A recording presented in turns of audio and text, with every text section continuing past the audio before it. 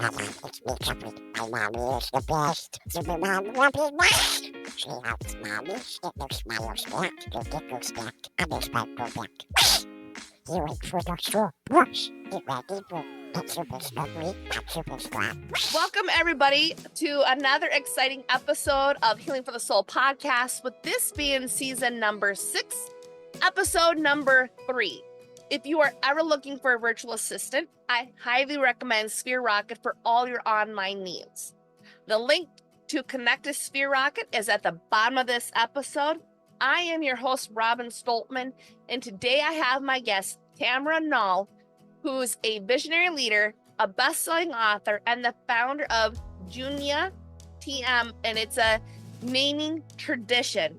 And today she's going to be talking on the show about the Junia TM naming tradition. And before we get started, remember, every week I feature different guests to help you become the best version of yourself through different methods you may not have heard of or thought of.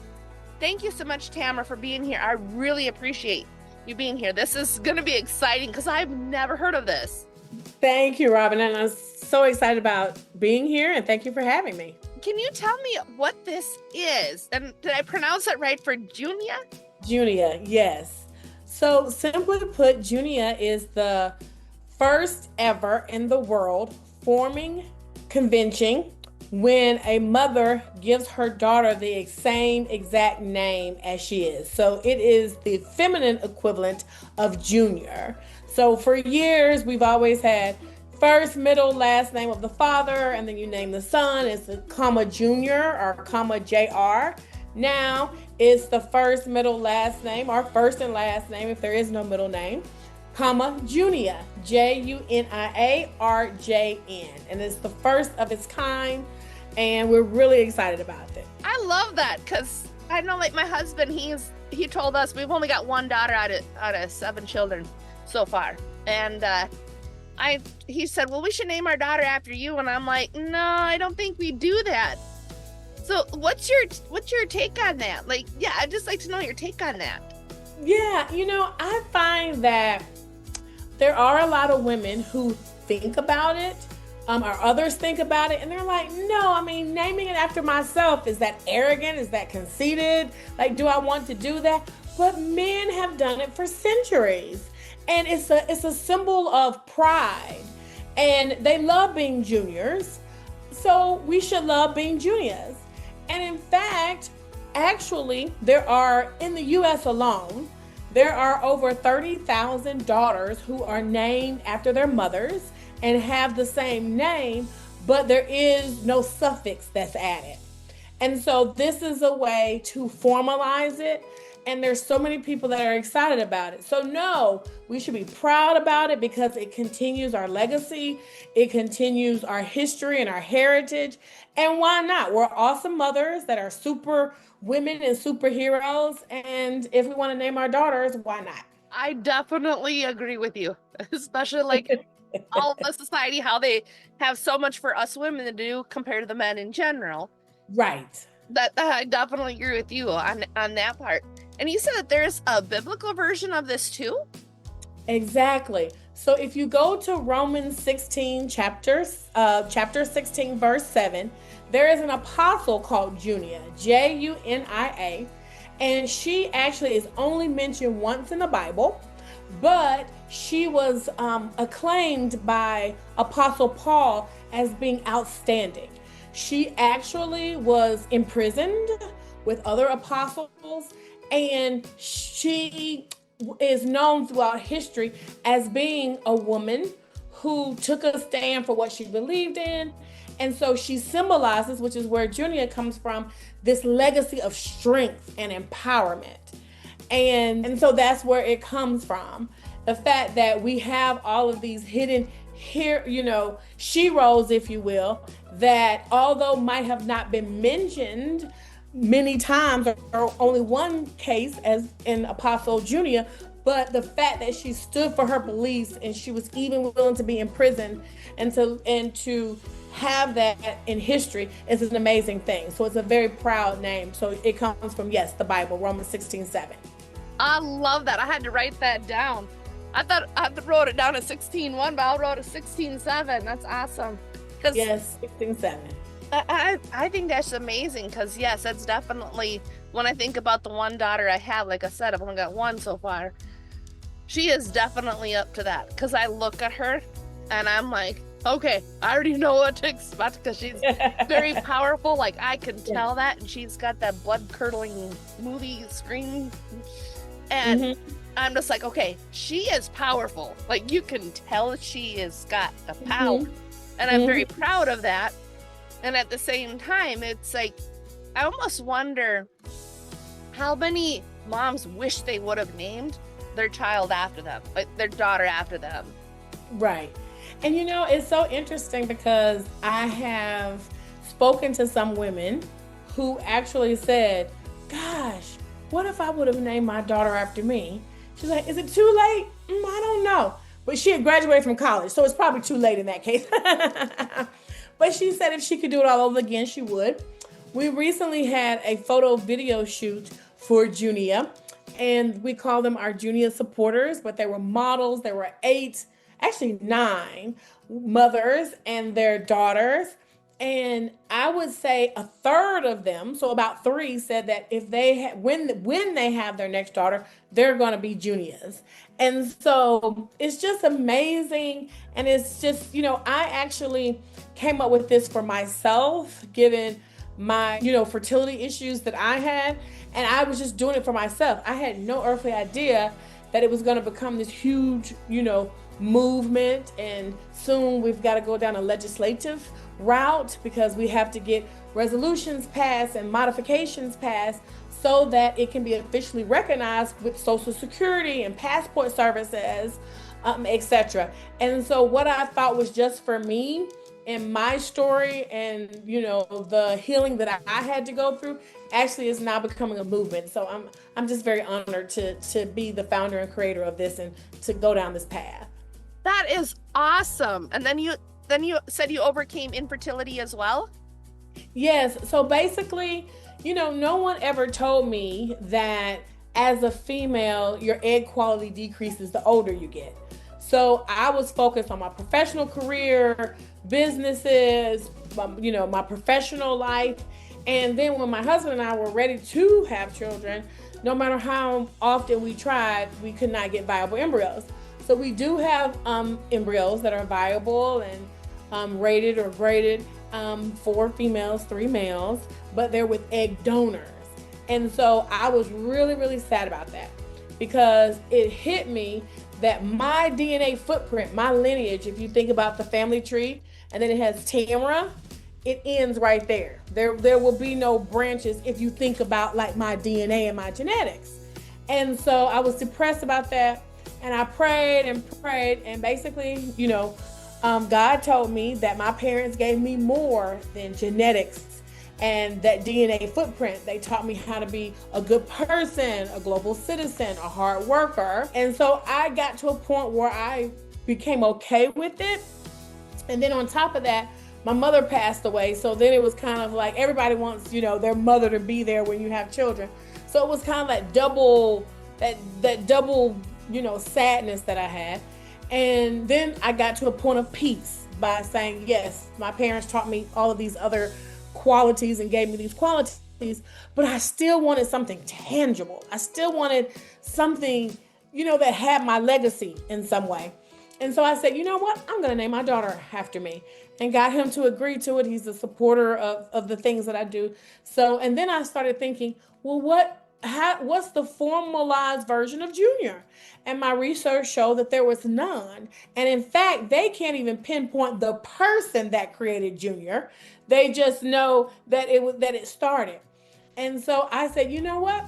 I'm going to name my daughter after me. It's going to be formalized. And thus, did my research and led me to Romans 16:7. And here we are with Junia. I love that. That is awesome. Yeah. And the thing about this healing journey is that, a lot of, as women, even as men, we don't really talk about, our infertility, our fertility issues, and the fact that it's actually really common. Many people have miscarriages, many people focus on their career, they don't talk about it. And so I openly like to talk about it because I wish someone would have told me when I was much younger in my 20s. I could have frozen my eggs. I would have, even if I had to eat ramen noodles, to pay for it and afford it. Thankfully, there's a lot of employers that cover it now. And there are a lot of supportive Facebook groups and, even podcasts like this that kind of talk through these issues. So there's a lot more support, but it's still not enough. But the more conversations I have, I realize my journey is one of thousands, if not, tens of thousands or hundreds of thousands of people that go through this. No, I appreciate that, because it's almost like what you were just saying was like God using you to speak to me, because that's one of the things that I struggle with infertility myself. I went through the Clomid. I couldn't afford the IVF, but I remember the pain that I've gone through. And I've used a lot of hypnosis because I am a hypnotherapist. But it's like, that's the one thing I fully remember: the pain, the suffering. I have 11 children. I'm pregnant with number 11 right now. So This is my 10th pregnancy. Wow. But it's like, it wasn't always that way for me. And I've had the miscarriages, and I know that it's 1 in 4 have had a miscarriage. And then it's like 1 in 8 deal with infertility. And even at that, like, I've looked at all of the ads recently online. Doesn't matter what platform you go to, they're always like, oh, it's your diet. Oh, it's this. Oh, it's that. No, it is not. That is a complete waste of time and energy. What it comes down to is that women specifically are being programmed to believe that children are not good. You don't want to have children. You look at all of the stuff in the world, the programming around, children in general, societies. Children are bad. They're a hassle. They're expensive. They're all this stuff. And it's like all that negative energy. You're getting all those suggestions from the world. And then people that have like 1 or 2 children, they got it easy at 1 and 2. I'm just saying. It's easy at 1 and 2. But it's like, you think of all that, and then they're just spreading all this horrible stuff. Well, then it's like, when you want to have children, your body's like, why should I do this? Like, we've got all this negative stuff from other people that don't appreciate being a mom. You get all these other things, and it's like, that affects your fertility 100%. And that was one of the things that I had found out in my journey, because when I became a hypnotherapist, I wanted to learn, like, what happened, like, how did this work? Because medically they said I would never have children. Like, there was no way, like, egg wise, everything I wasn't supposed to. But then when I went through it, and I'm like, wait a minute, I figured out exactly what I had did. And I'm like, now I know why it works, because other women have gotten pregnant using my method. But it's like, they leave all that stuff out. So I know that infertility is huge, but it's like, when you go and you tell somebody, they're like, well, it's not my thoughts. Yes, it is. It is. Our beliefs are so incredibly powerful. That's why when I seen you for podcast guests, I'm like, yes, I have to have you, because I'm like, this is very important, because this is not talked about, like you said. And then especially when we want to name our children after ourselves, I was like, yep, that would be why. Like the pride part, like you had said. And then it's like, why is it okay for the man but not okay for us? We should be proud about it. We should use it as a marker of legacy that we have for centuries for juniors. And so it's just a really exciting time. I'm not going to say it's going to be an easy journey, because you've got to get both sides to agree to it, to pass, or what have you. But it's going to happen, and with the right strategy. And there's so many of us that now are part of the Junia circle and Junia supporters. I had one of the models that was there for the video shoot. She worked on the hill, and so she said, let's have lunch. We had lunch. She's helped me with a strategy. So I'm excited. I mean, many things in life are not easy, such as our fertility journey and our passion and love to become mothers, etc. But you get there, and so it's exciting. Yeah, I love that side of like everything that you're doing, like you're going out and doing, because I'm like, even thinking to myself, I'm like, I'm praying to God that this is a girl. I'm just like, I've had enough boys. Are you going to name her after you? Yeah, after this, as long as I have a girl, but I'm like, I need a girl. Because, like I said, I think about my daughter and I know how powerful she is. And I'm just like, it's like in the part of the being the mother, I love being a mom. And I'm sure you do too. And it's like being a mom, like the best part is like you get to watch your children grow. And then you see the parts of how you used to be in them. And it's like certain things that I'm seeing in her, I'm like, I want to continue. But then there's other things I'm like, okay, I know exactly where this route is going. I got to turn it down. Right. Like turn it down, but it's like teach her how to control some of that. So that way she has that self-control now instead of having to wait. Yeah. Because you don't want to squish their dreams as a parent. You just don't.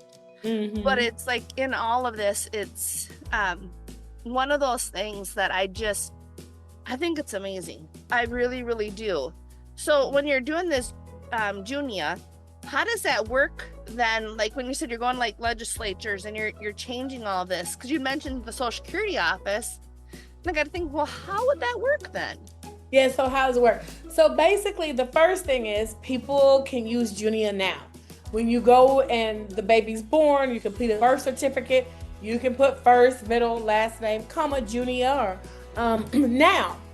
And we can start that. It's not a problem. If you go to our website, which is junialegacy.com, JUNIA legacy.com, we have on there a declaration of rights.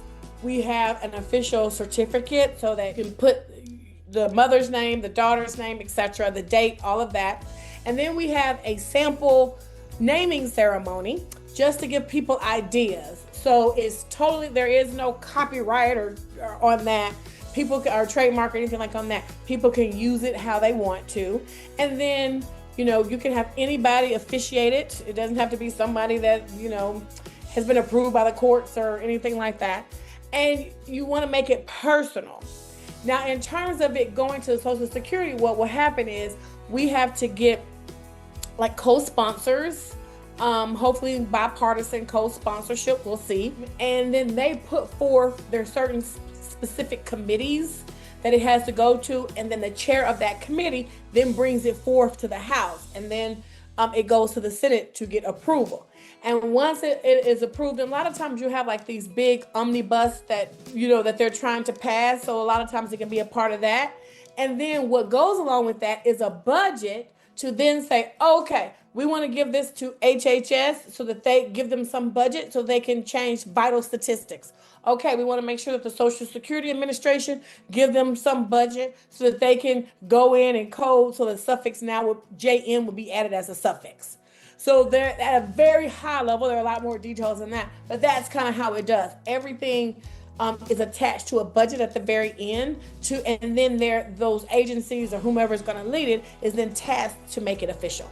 I love that. So do you do that on like the federal level then? Or like, is that you're just doing it at state level right now?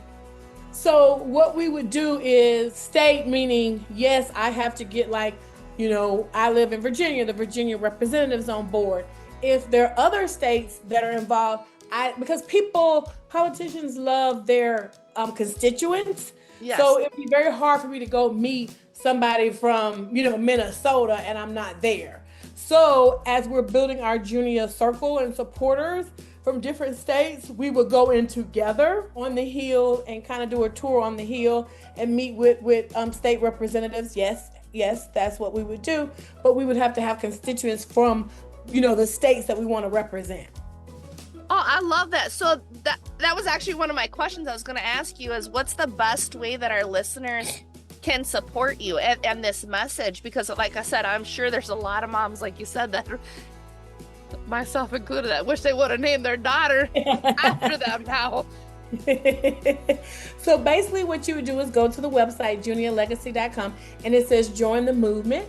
And then you complete a survey there. We'll have your information that tells you how you want to get involved. And part of that is your location. And once we go to representatives there, or once we have an event in, near where you are, we'll send you information about that. But that's the best way to go to the website and click, real simple, join the movement, and then enter your information. I love that. I think that's like I said, I think this is very powerful what you're doing, because at the same time, I'm thinking this would bring a lot of healing to a lot of women. Have you noticed that with women in general that you're working with that are naming their daughters after them? I have noticed it. In fact, there have been some conversations that I've had where mothers say, I'm going to do this because they're expecting, or their next daughter, and they start crying. And I think a lot of that comes from the fact that their brothers, the patriarchal side has named it. And then two, particularly for some of us, we're in an age now where we're losing our parents. We're like this sandwich, community, if you will. We're losing our parents, and people are like, you know what? Like, even in my case, losing my mother, and it becomes even more important. What if I was named after her? And then it becomes this reality that at some point we will, pass away as well, and wanting to leave that legacy. So yes, people are brought to tears about that. And also people are brought to tears because, there are also people going through divorce or difficult, marital times. And they think about this conversation, whether it was with strife or not, about naming their child. And now that they've kind of moved on to their divorce, they're like, well, I should have done that, versus kind of decide to name whatever their husband at the time named. So everybody kind of has their own journey and their own experience that touches them. And I'm never the one to lead with that. It's just, once they hear what Junia is, and they hear it's the feminine equivalent of Junior and the power that it has, they then kind of go into the depths of their souls about whatever experiences that they went through in terms of naming. I totally agree. And I love that. That's like with me when I'm thinking about all my boys. I told my husband, literally, I'm like, all these boys are carrying on your name. They're not carrying on my name. My daughter only has my middle name. That's all she got. But it's like, at the same time, it's like, that is that legacy part. Like, that's the best part about being a mom. It's like, you get to leave a legacy in this world. And there's so many people, like, I go to the graveyards. Like, one of the things that it's not like I like to go to the graveyard, but at the same time, it's healing in a way, because when you go to the graveyard, it's like a way that I've been able to recenter myself. Simply because it's like, you look at how you have like the headstone, how people have it, what kind of person they were. That's their last. You don't know who they are, but like, that's who their last, everything that says about them on that. And it's like, I wonder how many people between the dash could have done more, could have been more, could have changed the world. And then it's like, here you are, you're doing that. And I think that's amazing. There needs to be more people doing that. And so that's where I'm like, that is something that is powerful that you're doing, that you're leaving behind. I think that's amazing. So you said your website earlier is the best way for our audience to get in contact with you? Yes. So Junia, Junia, you can see it there, Junia, legacy.com. We also now have a YouTube channel, Junia Legacy. We have Instagram, TikTok, Facebook.